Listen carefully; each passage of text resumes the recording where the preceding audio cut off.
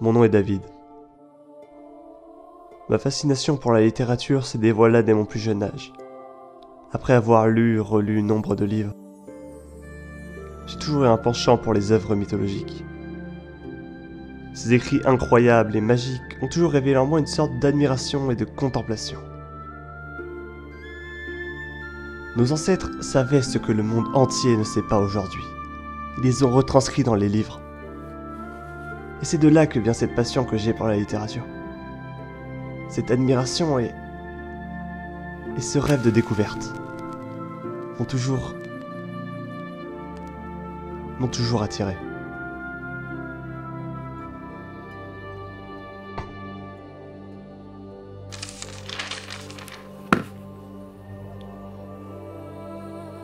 Chers descendants, mon nom est Ovide. Vous annoncer ces écrits, il se pourrait que notre monde ne fût point ébranlé par les émanations de mon affabulation.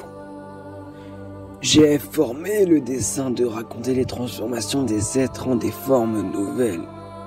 Ô Dieu, car les transformations ont été, elles aussi, votre œuvre, favorisées et guidé le déroulement interrompu de mon poème, depuis l'origine même du monde jusqu'à ce temps qui est le mien. La métamorphose, ô divine jeunesse du Créateur, l'origine de tout être, quelle chose extraordinaire. Depuis ma plus tendre enfance, la majestuosité du monde qui m'entoure m'envahit et me subjugue. J'ai baptisé cette affabulation la métamorphose.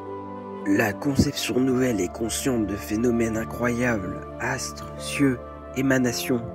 Mais il manquait encore un animal plus noble, doué d'une raison plus élevée et fait pour commander aux autres. Alors l'homme naquit, soit le créateur de toute chose qui attirait l'univers du chaos.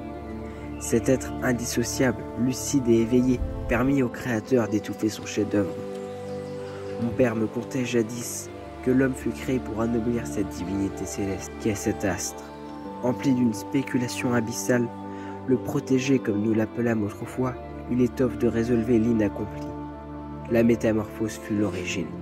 Tandis que tous les autres animaux courbent la tête et regardent vers la terre, le Créateur a donné à l'homme un visage qui se tient vers le haut. Il a voulu qu'il puisse contempler le ciel et lever les yeux vers les astres. Ainsi, la terre qui n'était auparavant qu'une masse informe et grossière s'est couverte par cette métamorphose de figure d'homme jusqu'alors inconnue. C'est cela que l'on appelle la métamorphose, le renouveau, la vision nouvelle d'une circonstance. Mais toute circonstance a son déclin propre. Mes écrits furent jadis décimés par ces mêmes hommes créés par les dieux. J'ai toujours compté la métamorphose comme un changement d'un homme en animal, mais l'inverse serait plus juste. L'évolution de l'homme a permis au monde de changer, de se métamorphoser. C'est cela, la vraie raison de mes écrits. Il nous faut comprendre en quoi l'affabulation des êtres est-elle si substantielle.